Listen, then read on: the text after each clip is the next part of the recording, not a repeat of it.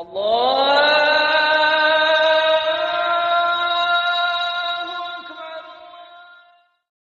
اگر کسی چیز کے غلط ہونے پر دلیل قائم ہو جائے اور آپ کو پتہ ہے کہ یہ 100% غلط ہے، لیکن آپ کے دل میں اس کی ایک دفعہ محبت پیدا ہو جائے تو غلط ہونے کے باوجود آپ اسے حاصل کرنے کی کوشش کرتے ہیں. تو اگر کسی چیز کا دلائل سے برحق ہونا ثابت ہو جائے، جیسے اللہ اور اس کے رسول کا اور آپ کی تعلیمات کا، اسلام کی تعلیمات تو بہت پاکیزہ ہیں، ہر ایک کی فطرت کو اپیل کرتی ہیں، تو اگر کسی کا، یہ ایک بات یاد رکھو، اسلام کو شخصیتوں پہ نہ پرکھا کریں. سمجھ رہے ہیں نا؟ اسلام کو تھوڑا سیاست سے الگ رکھیں. اسلام میں سیاست ہے، سیاست میں اسلام نہیں ہے. اسلام میں سیاست بھی ہے مگر سیاست میں اسلام یہ نہیں ہے. کیونکہ میں بہت زیادہ لوگوں سے جو ہے نا وہ الٹی سیدھی، وہ جو میں نے ایک عمران خان کی تقریر پر حمایت کر دی تھی، اس میں بہت سارے اپنے کٹ گئے. میں نے تقریر کی حمایت کی، اس میں بھی شروع میں اور آخر میں بڑی تمہید تھی کہ اس کو آپ کوئی سیاسی رخ نہ دیں، یہ کوئی JUI کی مخالفت نہ سمجھیں یا مسلم لیگ کی مخالفت نہ سمجھیں. ایک ملک کے وزیر اعظم نے اسپیچ کی ہے. میرے پاس اب خطوط آ رہے ہیں لوگوں کے، فون تو میں اٹھاتا بہت ہی کم ہوں، خطوط آ رہے ہیں کہ آپ ہمارے دل سے اتر گئے مفتی صاحب، میں آپ کا بہت بڑا فین تھا اور میں اب آپ میرے دل سے اتر گئے ہیں، مجھے جواب دیں کہ ایک یہودی کو آپ کیسے وہ کر رہے ہیں اور ایک فلانے کو آپ کیسے وہ کر رہے ہیں. تو میں جواب نہیں دے رہا کیونکہ مجھے پتا ہے جواب دوں گا پھر اس پہ ایک نیا خط آ جائے گا. اس لیے جواب نہیں دے رہا کہ آپ میں جواب کا تحمل نہیں ہے، برداشت نہیں ہے، برداشت نہیں ہے. آپ یہ چاہتے ہیں کہ یعنی اس بنا پر بھائی آپ اختلاف کرو نا، بولو بھائی مفتی صاحب آپ نے جو وزیر اعظم کی تعریف کی غلط کی ہے، اس کا دل سے اترنے سے کیا تعلق ہے؟ کوئی شرعی مسئلہ تھوڑی میں نے بیان کیا ممبر پہ بیٹھ کے. اب بولو بھائی جو آپ دین کی باتیں کر رہے ہو ماشاءاللہ وہ تو بڑی زبردست ہیں، تو اس معاملے میں ہم آپ کے پہلے بھی فین تھے اب بھی فین ہیں. سیاست کے معاملے میں جو آپ نے یہ بات کی ہے وزیر اعظم کی تقریر سے، ہم آپ کے متفق نہیں ہیں، ختم ہو گئی بات. مثال کے طور پر میں اگر کوئی میڈیکل سائنس کی بات کروں، میں بتاؤں شوگر کی ایک فلاں دوا ہے، میں نے ڈاکٹر سے سنا ہے بڑی زبردست ہے، آپ نے اس سے بڑے ڈاکٹر سے سنا کہ وہ زبردست نہیں ہے، تو میں آپ کے دل سے اتروں گا؟ بولو نا بھائی، دل سے اتروں گا؟ آپ بولیں گے یار میڈیکل سائنس میں انہوں نے ایک بات کہی ہے ان کی رائے کے مطابق، دوسرے ڈاکٹر نے تو اس کے خلاف کہا ہے، اب آپ کے پاس دونوں آپشن ہیں، اس کی مانیں ہمارے والے ڈاکٹر کی مان لیں. دل ول سے نہیں اتاریں گے آپ. بولیں گے ان چیزوں سے آدمی نہ دل سے اترتا ہے نہ دل پہ چڑھتا ہے. میں جب طالب علم تھا تو ہمارے ایک استاذ نے ایک نصیحت کی ہمیں، وہ اس وقت نصیحت سمجھ میں نہیں آئی، اب آتی ہے سمجھ میں. انہوں نے کہا دیکھو عوام کی عقیدت سے کبھی متاثر نہیں ہونا، صحیح ہے نا؟ جو عوام آپ سے کہنا حضرت حضرت ماشاءاللہ ماشاءاللہ آپ کے چپل بھی اٹھا رہے ہیں، اس سے کبھی متاثر نہیں ہونا، دھوکے میں نہیں آنا. میں نے کہا کیوں؟ انہوں نے فرمایا 2 منٹ میں ان کی عقیدت تیل ہو جاتی ہے. سمجھ رہے ہیں نا؟ ذرا سی کوئی بات دائیں بائیں ہوئی جو ان کے مزاج کے خلاف ہوئی، وہ ساری عقیدت ختم، گالیاں دینے پہ آ جائیں گے، حوصلہ نہیں ہے. مولانا طاری جمیل صاحب کے ساتھ کیا کیا ہے؟ انہوں نے اگر عمران خان کی تعریف کر دی، آپ کہہ دو غلط تعریف ہے، ختم. ساری زندگی کی ان کی محنت، ہزاروں گناہگاروں کو ان کے ہاتھوں اللہ نے توبہ کی توفیق دی. کیا اللہ نے، اب تو وہ عمر زیادہ ہو گئی، اس طرح سے وہ بول نہیں سکتے، عمر زیادہ ہو گئی اور بیماریاں نے گھیرا ہوا ہے ان کو، تو ان کی آپ تقریریں سنیں جوانی کی، کیا دلوں، سخت دلوں کو انہوں نے، سخت دلوں کو نرم کیا ہے، کیسے بڑے بڑے گناہگاروں کو ان کی وجہ سے توبہ کی توفیق ملی ہے.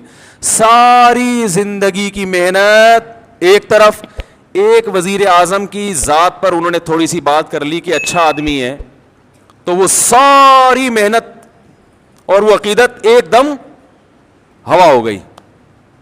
ہم نے تو اس کی ذات کی تعریف بھی نہیں کی ہے، ہم نے تو یہ کہا ہی نہیں کہ اچھا ہے کہ برا ہے، ہم نے تو یہ کہہ دیا تقریر اچھی ہے. اس پہ خطوط آ رہے ہیں، آپ ہمارے دل سے اتر گئے. میں کوئی کہہ رہا ہے میں 8 سال سے سن رہا تھا، کوئی کہہ رہا ہے میں 15 سال سے سن رہا تھا. کوئی کہہ رہا ہے میں جناب آپ کو میں تو ساری رات آپ کے بیان بیٹھ کے سنا کرتا تھا, سوتا نہیں تھا, لیکن آپ میرے دل سے ہمیشہ کے لیے اتر گئے ہیں. بھائی اتنا تو پھر آج اس بات پہ نہیں, کل کسی اور بات پہ اتر جائے گا, آپ اتر جاؤ گے آپ ٹریک سے. اتنا چھوٹا ظرف اگر رکھو گے تو دنیا میں کسی سے بھی فائدہ نہیں اٹھاؤ گے. اس لیے کہ آج آپ دل سے عقیدت کر رہے ہو نا, اور عقیدت میں غلو کی وجہ سے ہمارے آپ کے دل سے ہم اتر رہے ہیں, کل ان سے کوئی مسٹیک ہوگی وہ بھی آپ کے دل سے اتر جائیں گے. تو ایسے آدمی کے دل میں کبھی کوئی پنپ سکتا ہی نہیں ہے. ظرف بڑا رکھیں, یہ بول لیا کریں بھائی غلطی ہو گئی مفتی صاحب سے. آپ کا خیال اگر ہے کہ ہم نے غلط کہا, بھائی مفتی صاحب بہت اچھے, آپ کے خیال میں, وہ تو اللہ ہی جانتے اچھے ہیں کہ نہیں ہے, لیکن آپ کہہ رہے ہیں بھائی میرے خیال میں مفتی صاحب بہت اچھے, یہ والی بات مفتی صاحب کی میں اس سے متفق نہیں ہوں, ختم. اس میں کون سا مسئلہ ہے بھائی؟ اتنا بڑھاتے ہیں یار ان چھوٹی چھوٹی باتوں کو. آپ بولو حضرت مولانا طارق جمیل صاحب بہت اچھے, اللہ نے ان سے بڑا کام لیا, بڑا تقوی, بڑی للہیت, یہ جو انہوں نے عمران خان کی تعریف کی, آپ جو ان سے اختلاف کرتے ہیں بولیں بھائی اس معاملے میں ان کی رائے سے متفق نہیں ہوں, باقی ان کا کام اللہ نے عقیدت محبت ہے ان سے, اللہ ان کی عمر میں برکت دے, یہ والی. اور کبھی ملاقات ہوئی تو میں ان سے کہہ دوں گا کہ حضرت یہ آپ نے اچھا نہیں کیا, بس ختم. جن کی رائے میں انہوں نے اچھا نہیں کیا اور جن کی رائے میں اچھا کیا وہ کہیں پہ بہت اچھے, کیپ اٹ اپ. ٹھیک ہے. تو اتنا چھوٹا ظرف, اور جس کا یہ ظرف ہوتا ہے وہ کسی بھی جگہ نہیں پنپتا. دیکھو رسول اللہ صلی اللہ علیہ وسلم نے ارشاد فرمایا, خواتین سے خطاب کیا کہ عورتیں جہنم میں مردوں سے زیادہ ہوں گی. خواتین نے پوچھا کیوں؟ اس حدیث میں تو ہے عورتیں زیادہ ہوں گی, دوسری حدیث میں آتا ہے جنت میں بھی عورتیں زیادہ ہوں گی, ایک اور حدیث ہے. یہ میں اس لیے کہہ رہا ہوں کہ خواتین ڈر جاتی ہیں کہ ہم یہاں بھی وہاں بھی, ہمیں دعا کر یہ کیا مذاق ہے. وجہ اس کی ہے کہ خواتین کی آبادی ہی زیادہ ہوگی, تو ظاہر ہے ادھر بھی زیادہ تو ادھر بھی زیادہ. تو پوچھا گیا بھائی وجہ کیا ہے؟ آپ نے فرمایا تکفرن العشیر, شوہر کی نافرمانی کرتی ہو. ناشکری, نافرمانی نہیں, کفر کہتے ہیں ناشکری کو. کیسے ناشکری؟ فرمایا ساری زندگی کھلاتا ہے پلاتا ہے. آج کوئی مرد بیوی کو چھوڑ دے, بیچاری کا کیا پرسان حال ہوتا ہے ہمارے معاشرے میں. گھر اس کو لے کے دیتا ہے, گیس بجلی کا بل, چھت مہیا کی, اس کو تحفظ دیا, اس کی اولاد کا ہمیشہ کے لیے محافظ بنا, اتنے بڑے بڑے انعامات احسانات. اور نبی نے فرمایا کسی دن تھوڑی سی اونچ نیچ ہو جائے, اس کی تنخواہ کم ہو گئی بیچارے کی, اب گوشت نہیں لا پا رہا, توریوں پہ گزارا کروا رہا ہے, ناشتے میں انڈے کا انتظام نہیں کر سکا, آج بیگم بغیر ناشتے کے رہ لو, آج ناشتہ نہیں کرتے, ٹھیک ہے نا, تھوڑی تنخواہ میری, حالات ٹف چل رہے ہیں, یا ناشتہ کرو مگر انڈا نہ منگواؤ, پراٹھا ڈبو کے, مفتی صاحب نے کہا ڈبو کے کھانے کا اپنا ہی مزہ ہے, تو آج ہم پراٹھا چائے میں ڈبو کے کھا لیتے ہیں. تو نبی صلی اللہ علیہ وسلم نے فرمایا کبھی کچھ ہو جائے نا تو کیا عورت تانا کیسا دیتی ہے, ما رأیت منک خیرا قط, میں نے کبھی بھی آپ سے خیر, سب عورتیں نہیں لیکن بہت سی عورتیں یہ کام کرتی ہیں کہ میں نے آپ سے کبھی خیر نہیں دیکھی, میں اس گھر میں آئی ہوں مجھے ملا کیا ہے.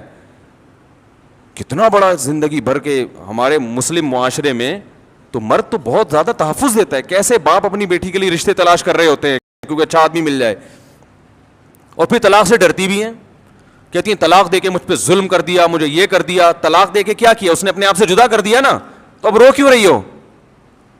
اس کا مطلب وہ نہ دیتا تو تم پر احسان تھا اس کا کہ اس نے تمہیں ٹھکانہ دیا ہوا ہے.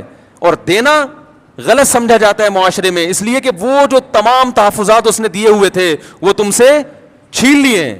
تو نقصان عورت کا ہوتا ہے کہ نہیں ہوتا؟ تو کتنی بڑی فضیلت ہے. لیکن نبی نے فرمایا کہ تکفرن العشیر, جو عشیر ہے نا ہمیشہ ساتھ رہتا ہے, تو اس کی ناشکری کرتی ہو.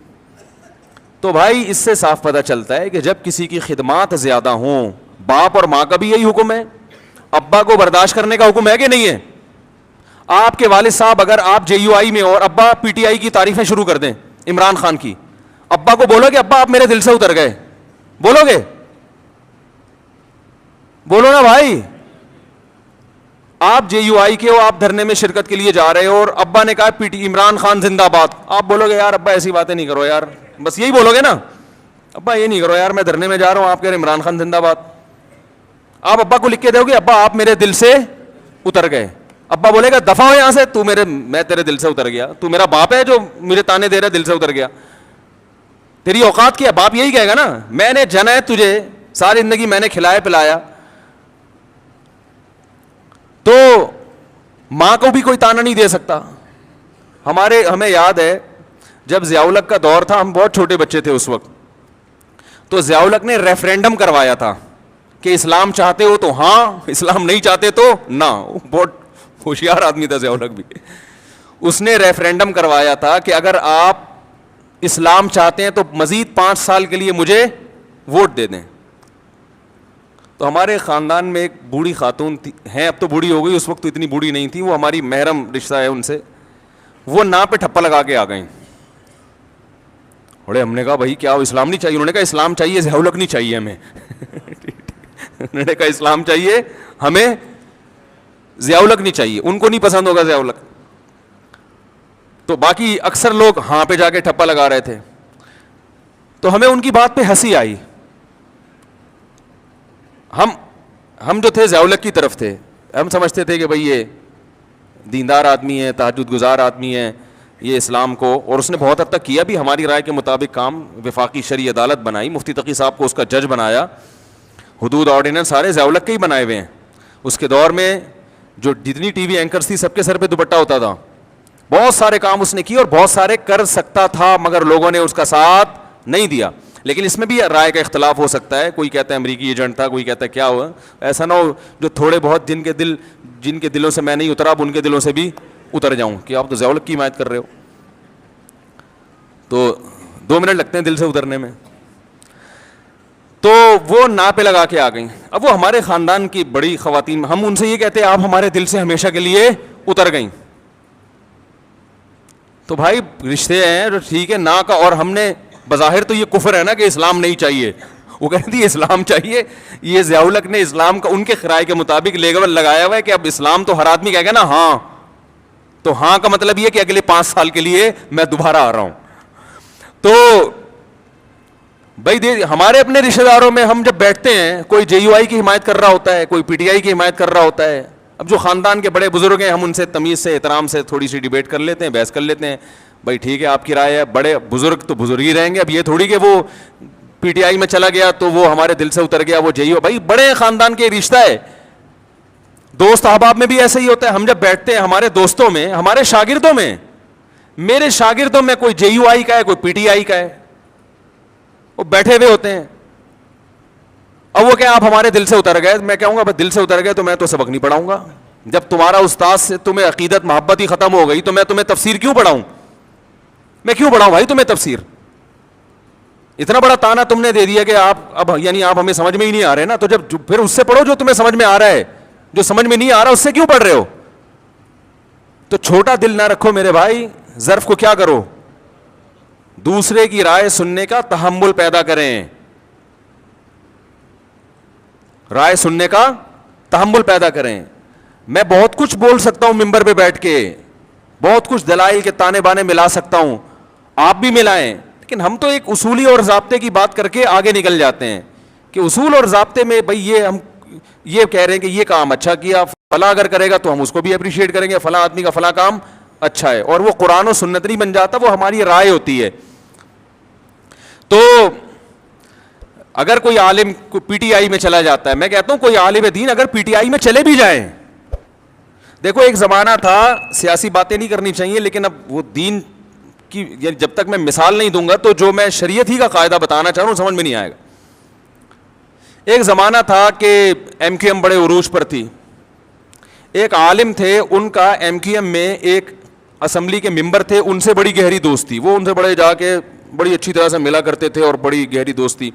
کسی نے اعتراض کیا کہ حکمرانوں سے تعلق ہے بھائی, کہ جب بھی اسمبلی کا ممبر آئے گا اور یہ جناب اس سے بڑے اچھے طریقے سے ملیں گے, اس کو چائے بھی پلائیں گے, یہ تو چاپلوسی کر رہے ہیں. یہ کیا کر رہے ہیں؟ یہ تو چاپلوسی, حکمرانوں کی چاپلوسی. تو میں نے ان سے کہا, میں نے کہا بھائی دیکھو, ایک جب کوئی بھی حکومت میں ہے تو اس کے خلاف چلو گے تو آپ اپنے کام نہیں نکلوا سکتے, اور اگر آپ اس سے دوستی لگا کے بہت سارے دینی کام کروا سکتے ہیں اس سے, تو یہ چاپلوسی نہیں ہے, یہ شریعت میں عین مطلوب ہے.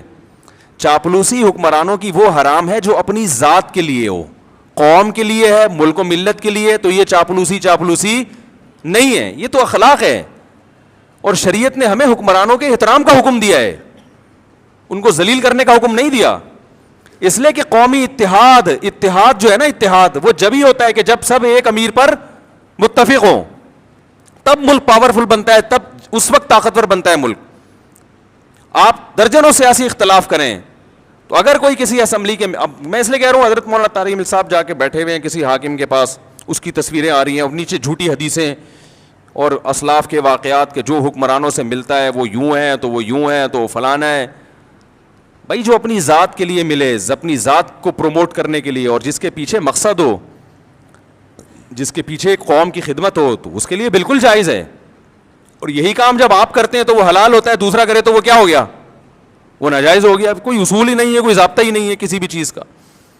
تو خلاصہ یہ نکلا کہ تھوڑا سا ظرف کو بڑا رکھیں, اختلاف رائے کا تحمل کریں کہ اس کی یہ رائے ہے, ہماری.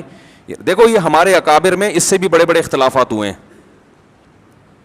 فلاں کو وزیر اعظم بننا چاہیے کہ نہیں بننا چاہیے, فلاں حقدار ہے یا نہیں, یہ کم درجے کا اختلاف ہے. کنٹری بننا چاہیے نیا یا نہیں بننا چاہیے, یہ زیادہ بڑا اختلاف ہے. کیا خیال ہے؟ جب ہندوستان کے دو ٹکڑے ہو رہے تھے, مولانا حسین احمد مدنی رحمہ اللہ تعالیٰ کی رائے یہ تھی کہ ہندوستان کو دو ٹکڑوں میں تقسیم, بولو بھائی, نہیں ہونا چاہیے. ان کی رائے تھی, یہ تھی, ان کے پاس اپنے دلائل تھے کہ زیادہ مسلمان انڈیا میں ہیں, یہاں تھوڑے ہیں. تو ایک بری ان کے پاس ایک دلائل تھے. مولانا اشرف علی تھانوی رحمہ اللہ تعالی, مولانا ظفر احمد عثمانی رحمہ اللہ تعالی کی رائے یہ تھی کہ بننا چاہیے ملک. یہ بہت بڑا اختلاف تھا کہ نہیں تھا؟ بھائی کنٹری وجود میں آنا چاہیے کہ نہیں آنا چاہیے, یہ چھوٹا اختلاف نہیں تھا.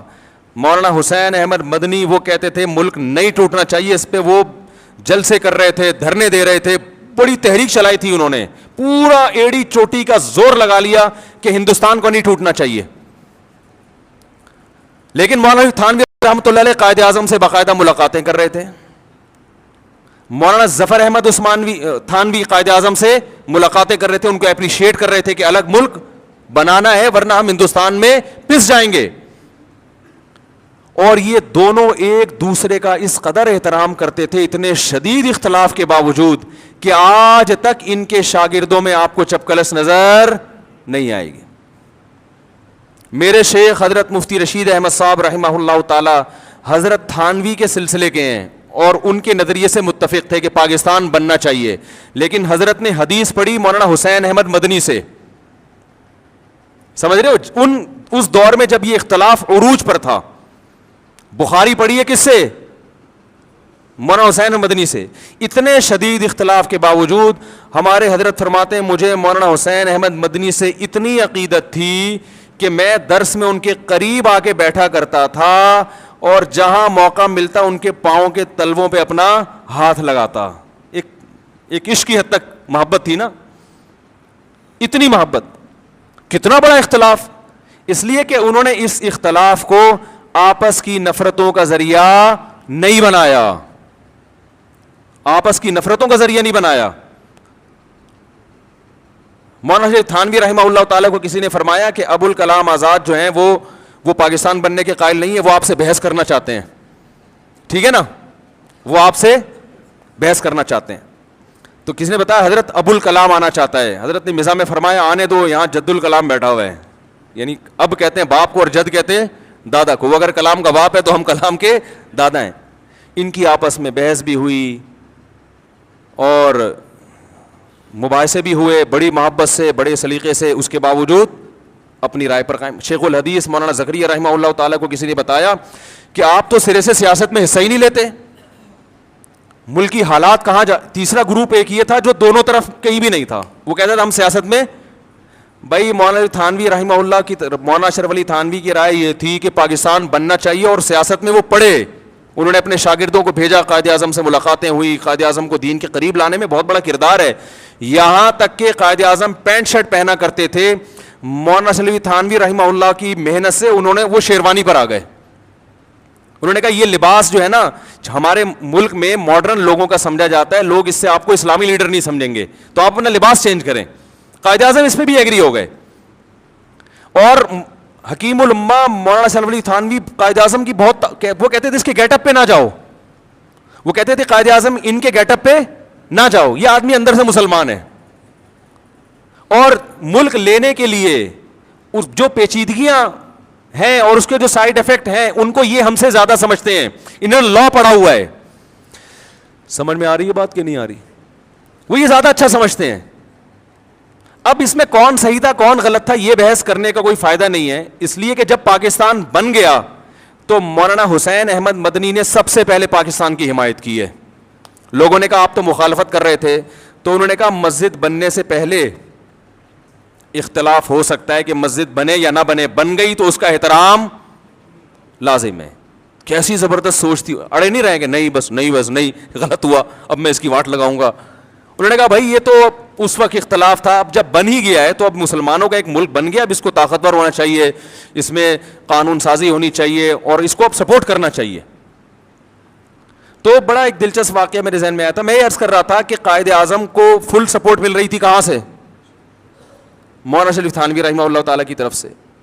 اور ادھر مولانا حسین احمد مدنی وہ سیاست میں وہ ان کے جلوس نکل رہے تھے, اور وہ تقریروں میں کہتے تھے مسلمانوں یہ دہلی کی جامع مسجد چھوڑ کر کہاں جا رہے ہو, یہ بابری مسجد چھوڑ کر کہاں جا رہے ہو, یہ تو تمہارے 1000 سال تم نے ہندوستان پہ حکومت کی ہے, یہ تو تمہارا ہے.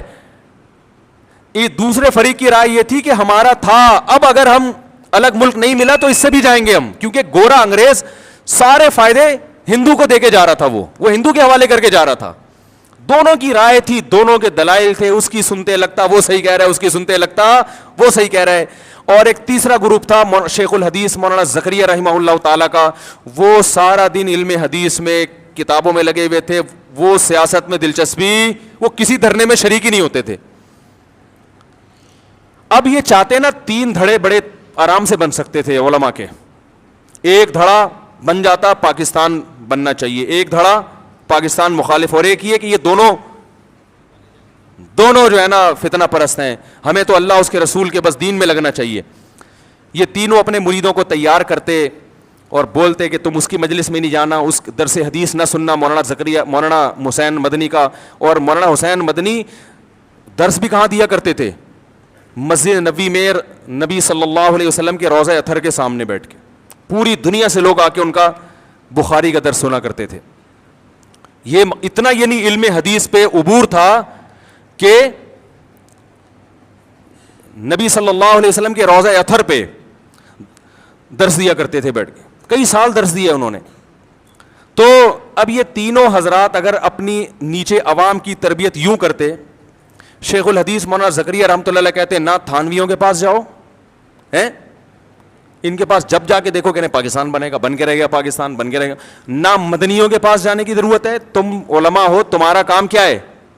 حدیث پڑھو, قرآن پڑھو, فقہ پڑھو, یہ تمہارا کام ہے, قریب بھی ان کے پھٹکنے کی اجازت نہیں ہے. کیا خیال ہے بھائی؟ اور مدنی گروپ کہتا ہے کہ یہ مسلمانوں کو مروا رہے ہیں, یہ الگ ملک بنا کے یہ سارا ہندوؤں کے حوالے کر کے مروا رہے ہیں. ان کے یہ ورڈنگ نہیں تھی, ان کا یہ تھا میری رائے یہ ہے. یہ دوسروں پہ تہمتیں نہیں لگائی انہوں نے, تہمتیں اگر تہمتیں لگانا شروع کر دیتے نا کہ ان کی نیت ہی غلط ہے, معاملہ پھر خراب ہوتا ہے. معاملہ جب خراب ہوتا ہے جب آپ دوسرے کی نیت پہ ڈاکہ ڈالنا شروع کر دیں کہ یہ بندہ ہی غلط ہے, یہ ان کی نیت. بھائی نیت کیسے, کوئی قرآن میں تھوڑی لکھا ہوا ہے کہ پاکستان بننا چاہیے کہ نہیں بننا چاہیے, یہ تو رائے ہے نا, تو 2 رائے بن سکتی ہیں. تو انہوں نے یہ نہیں کہا کہ ان کی نیتیں ٹھیک نہیں ہیں, یہ تمہیں مروانا چاہتے ہیں, یہ ہیں ہی غلط لوگ, یہ تو پہلے ہی صوفی ٹائپ کے لوگ ہیں, خانقاہیں چلانے والے لوگ ہیں, تو تمہیں مروا دیں گے. تو کسی نے تبھی تینوں فریقوں میں آپس میں آج تک محبت قائم ہے. تو شیخ الحدیث سے کسی نے کہا کہ آپ تو جلسوں میں جاتے نہیں, دھرنوں میں جاتے نہیں, اور آپ وہ اپنے شاگردوں کو بھی منع کرتے تھے کہ مت جاؤ ورنہ علم کے نہیں رہو گے. تو کسی نے کہا مولانا حسین مدنی تو کرتے ہیں. تو انہوں نے کہا مولانا حسین احمد مدنی جیسا حوصلہ ہم میں نہیں ہے, وہ سیاست میں پوری طرح اتر کے بھی علم سے پیچھے نہیں ہٹے. انہوں نے کہا اتنی کتابیں وہ روزانہ پڑھا رہے ہیں, اتنے تحقیقی کام ان کے ہو رہے ہیں, اور جلسوں میں شرکت بھی, دھرنوں میں شرکت بھی, یہ حوصلہ اللہ نے ہر ایک کو نہیں دیا. عجیب, دیکھو کیسا. تو اپنے شاگردوں کا یہ ذہن بنایا جس کی وجہ سے آج بھی ان کے شاگردوں میں آپس میں محبت ہے. ہمارے حضرت تو انہی کے شاگردوں میں سے تھے نا. تو مولانا حسین مدنی رحمہ اللہ سے بھی محبت کرتے تھے, اور حضرت حکیم الامہ کے سلسلے کے تو یعنی ان کو خلافت ملی ہوئی تھی. تو اب جو سسٹم چل رہا ہے اب اتنے بڑے اختلاف نہیں, اب اس سے چھوٹی نہ ہوئی. عمران خان کی تعریف کر دی تھی مولانا طارق جمیل صاحب نے, تو اب وہ 3 توئیں میں شرارت ہے, ایسے بھی کچھ میسج آ رہے ہیں کہ توئیں جس نام میں بھی ہوگا اس میں کیا ہے. مجھے میسج آیا کہ جس مولوی کے نام میں توئیں ہوگا وہ شرارتی ہوگا. ایک طارق جمیل, ایک طارق مسعود, ایک طاہر اشرفی. انہوں نے ایئرپورٹ پہ جا کے استقبال کر لیا تھا نا. توئیں نہیں ہونا چاہیے نام میں. میں نے کہا پھر زوئیں سے نام رکھا کرو.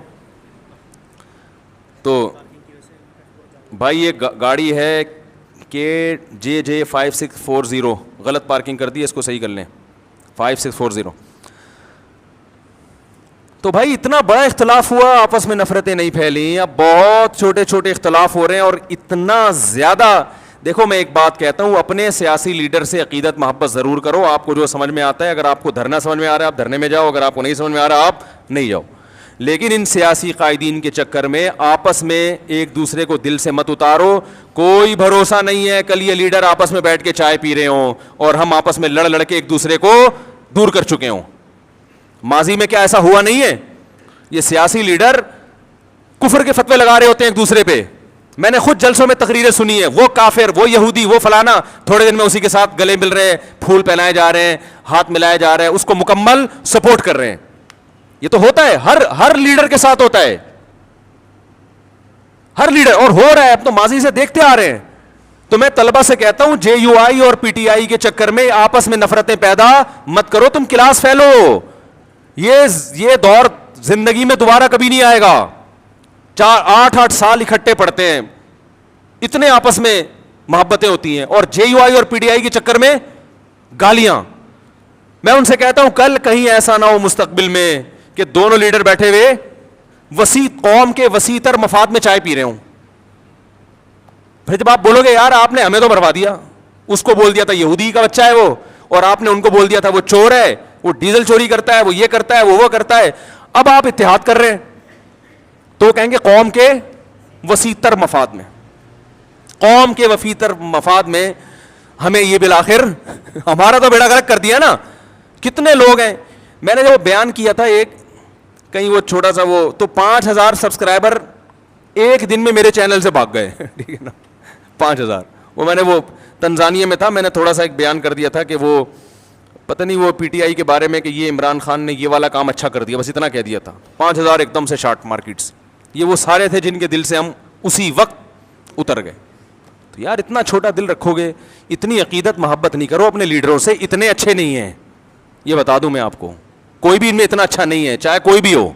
بہت اچھا کوئی بھی نہیں ہے, ذہن میں رکھنا, ٹھیک ہے, بہت برا بھی نہیں ہے.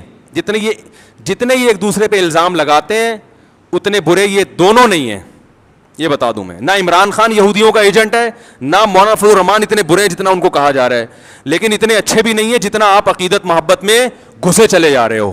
تھوڑا سا واپسی کا آپشن رکھو. باقی وزیر اعظم نے جو اچھا کام کیا ہم اس کو اپریشیٹ کریں گے, کرتے رہے, آئندہ بھی کریں گے. کل آپ وزیر اعظم بن گئے, آپ اگر کوئی خاندانی کام, ہم تو نواز شریف کو اپریشیٹ کیا تھا جب اس کے دور میں ایٹمی دھماکہ ہوا تھا. بھائی کام اچھا ہو گیا تھا, خاندانی ملک ایٹمی پاور بن گیا, اور کیا چاہیے بھائی آپ کو, زبردست کام ہو گیا تھا.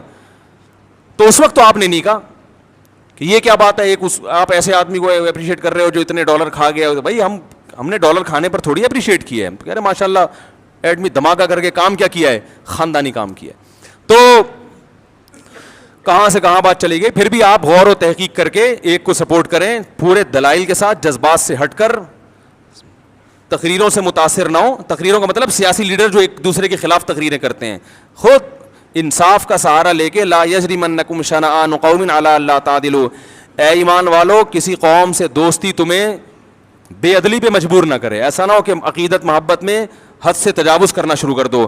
نبی صلی اللہ علیہ وسلم نے بعض کیسز میں یہودی کے حق میں فیصلہ کیا ہے, یہودی کے حق میں کہ اس میں یہودی ٹھیک ہے نا, اور بعض کیسز میں آپ نے یہودی کے خلاف بھی فیصلہ کیا ہے. تو بعض ممکن ہے کوئی یہودی ایجنٹ تو دور کی بات یہودی ہو کے بھی برحق ہو, اور یہ بھی ممکن ہے کہ کوئی یہودی ہو کے یا یہودیوں کا ایجنٹ ہو کے حق سے ہٹتا چلا جا رہا ہو. تو جو صحیح بات ہے اس کو صحیح کہنا چاہیے, اور دلوں کے حالات اللہ جانتا ہے. کسی کے دل میں گھس گھس کے فیصلہ کرنا, یہ یوں کر رہا ہے تو یہ اس کی وجہ یہ ہے, تو یہ ہم ظاہر کو اس کے مکلف ہیں. تو کہاں سے کہاں بات چلی گئی, تو میں یہ عرض کر رہا تھا کہ اللہ تعالیٰ نے ہمیں کیا حکم دیا کہ محبت, میں یہ عرض کر رہا تھا غلط چیز کی بھی محبت ہوتی ہے تو انسان اس کے حصول کی کوشش میں لگ جاتا ہے. لوگوں کو چرس سے, ہیروئن سے عشق ہو جاتا ہے, اور ناجائز عشق ہو جاتے ہیں, ان کو پتہ ہے کہ صحت کے لیے نقصان دہ, ملنے والا کچھ بھی نہیں ہے, پھر بھی پاگل ہو جاتے ہیں, صحتیں برباد کر دیتے ہیں. تو اب سوچو میرے بھائی, جس کے برحق ہونے کا یقین ہو انسان کو, دلائل سے اس کا برحق ہونا ثابت ہو گیا ہو, تو اس کی محبت جب دل میں بیٹھے گی تو پھر آپ کیسے پیچھے ہٹو گے. اس لیے علماء کہتے ہیں جو صوفیہ کرام ہے نا, جن کو آج کل بڑا لتاڑا جاتا ہے یہ صوفیہ ایسے ہوتے ہیں, انہوں نے صوفیہ کرام دیکھے ہی نہیں ہوتے, یہ کبھی کسی صوفی کے ساتھ رہے نہیں ہیں. انہوں نے وہ کچھ مزاروں پہ بیٹھے ہوئے جاہل صوفی دیکھے ہوتے ہیں, اور اس کی بیس پر یہ صبح و شام کلپ بنا بنا کے صوفیہ کرام کے خلاف فتوے جھاڑتے رہتے ہیں. میرے شیخ و مرشد بھی صوفی تھے, میں ان سے بیعت تھا, بزرگ تھے, وہ خلیفہ تھے مولانا عبد الغنی پھول پھوری رحمۃ اللہ علیہ کے, اور وہ خلیفہ تھے مولانا سلوی تھانوی رحمۃ اللہ علیہ کے. ہم نے ان بزرگوں کو اپنی آنکھوں سے دیکھا ہے. تو جو ہر وقت بزرگ کے خلاف بولتے رہتے ہیں نا, ان سے میں کہتا ہوں کبھی کسی بزرگ کی صحبت میں چند دن بیٹھ کے گزارو, تمہیں پتہ چلے گا بزرگ کیا ہوتے ہیں. سمجھ میں آ رہی ہے بات؟ بزرگ لیس زندگی انسان کو برباد کر دیتی ہے. اور یہ بھی جو میں بار بار کہتا ہوں کہ بابے جو کہتے ہیں میرا کوئی بابا ہی نہیں ہے, تو دیکھو رسول اللہ صلی اللہ علیہ وسلم نے ارشاد فرمایا لا تجتمع امتی علی ضلالہ, میری امت گمراہی پہ کبھی بھی جمع نہیں ہوگی. اس حدیث کا صاف مطلب ہے کہ میری امت کسی بھی زمانے میں بزرگ لیس نہیں ہو سکتی. یہی مطلب ہوا نا؟ کیا خیال ہے بھائی؟ ہر زمانے میں بزرگ رہیں گے. ایک بات تو یہ دلیل اچھی طرح ذہن میں رہے. دوسری دلیل کہ صحابہ نے صرف قرآن خود سے نہیں پڑھا, یعلمہم الکتاب, ان کو قرآن اور حکمت کس نے سکھائی؟ بولو بھائی, نبی نے. تو صحابہ کا لنک کس سے براہ راست قائم ہوا؟ نبی سے. تو کیا صحابہ کے بعد کوئی بخاری مسلم خود یا قرآن خود پڑھ کے پورا اسلام سمجھ سکتا ہے, پوری ہدایت پہ آ سکتا ہے؟ قرآن میں یہ نہیں ہے کہ اللہ نے, نبی نے صحابہ کو حدیث بتائی ہے, یعلم سکھائی ہے. سیکھنا تربیت کو کہتے ہیں, ٹریننگ. صحابہ نے حدیثوں کا علم بھی حاصل کیا اور ساتھ ساتھ پیغمبر سے سیکھا بھی ہے. آج اگر کوئی کہتا ہے میں براہ راست پیغمبر سے سیکھتا ہوں, تو سوال پیدا ہوتا ہے وَيُعَلِّمُهُمُ الْكِتَابَ وَالْحِكْمَةَ, کہ نبی ان کو کتاب اور حکمت باقاعدہ سکھائیں گے. تو نبی کا کنیکشن صحابہ سے براہ راست ہوا ہے, تب صحابہ ہدایت پہ چلے ہیں. اور تابعین کا پھر کس سے ہوا؟ بولو نا بھائی, صحابہ سے. جب تابعین کا صحابہ سے ہوا, وہ بھی اس لیے کہ جب صحابہ براہ راست نہیں سیکھ سکتے تھے, ان کے لیے رجال چاہیے نا, رجل چاہیے, نبی. تو تابعین کو بھی رجال چاہیے کہ نہیں چاہیے؟ وہ رجال کون ہے؟ اب نبی تو نہیں رہے, نبی سے سیکھے ہوئے لوگ موجود ہیں, جن سے اب کون سیکھے گا؟ تابعین سیکھیں گے. اور انہوں نے سیکھا. تبھی تابعین کی جب بھی ہم سیرت پڑھتے ہیں, فلاں کی اتنے سال صحبت اٹھائی, فلاں کے پاس اتنے سال رہے, ورنہ وہ بھی حدیثوں کی کتاب جمع کر کے پڑھنا شروع کر دیتے. کسی کی صحبت میں رہنے کی ان کو کیا ضرورت تھی؟ پھر تابعین کے بعد تبع تابعین. یہ اہل حق کا جو سلسلہ ہے, روحانی باپ دادا ان کو کہا جاتا ہے, یہ سلسلہ قیامت تک چلتا رہے گا. اس سلسلے میں گمراہ لوگ بھی پیدا ہوں گے, لیکن اگر اہل حق پیدا ہوں گے تو وہ بھی اسی میں پیدا ہوں گے, اس کے علاوہ نہیں ہو سکتے. نہیں آ رہی میرا خیال ہے بات سمجھ میں؟ اس سلسلے سے جو ہٹے گا نا, وہ کبھی بھی ہدایت پہ نہیں ہو سکتا, چاہے وہ بخاری مسلم کے صبح شام حوالے دے دے کے آپ کو الو بناتا رہے بیٹھ کے. اس کا مطلب وہ غلط تشریح کر رہے ہیں حدیثوں کی, وہ ہدایت پر نہیں ہے. اب میں ان گمراہ لوگوں سے مطالبہ کرتا ہوں کہ اپنے روحانی باپ دادا کا سلسلہ پیش کرو. وہ کہتے ہیں امام بخاری, وہ کہتے ہیں امام ترمذی, 8 سے 1100-1200 سال پہلے چلے جاتے ہیں. اس کا مطلب یہ ہے کہ 1500 تقریباً 1200 سال سے امت بزرگ لیس چلی آ رہی ہے نا. جبکہ یہ صحیح حدیث کے بولو بھائی خلاف ہے. یہ تو حدیث میں تو بزرگ لیس امت ہوگی نہیں.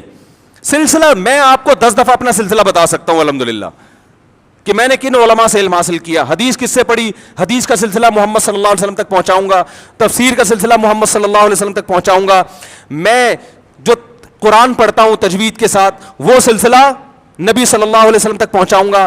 تزکیہ, قرآن نے کہا وَيُزَكِّيهِمْ, نبی ان کا تزکیہ بھی کریں گے. تزکیہ کا مطلب ایسی تربیت کرنا کہ ظاہر باطن پاک صاف ہو جائے, انسان بن جائے انسان.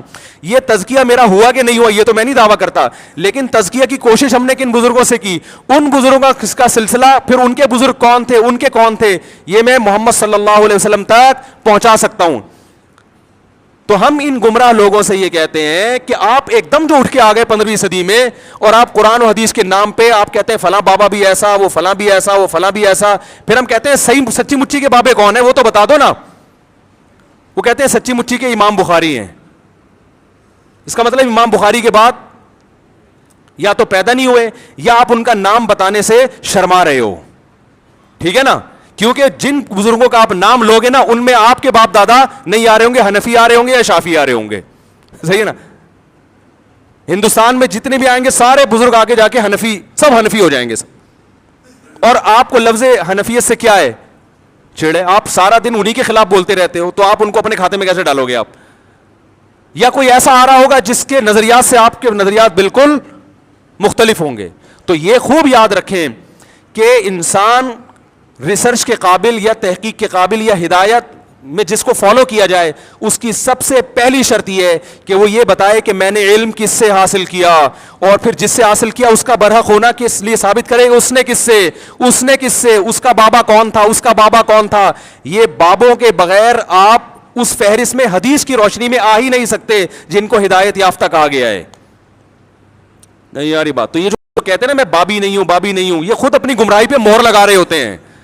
ہاں بابوں کی دیر آر 2 types آف باباز, گمراہ اور اہل حق.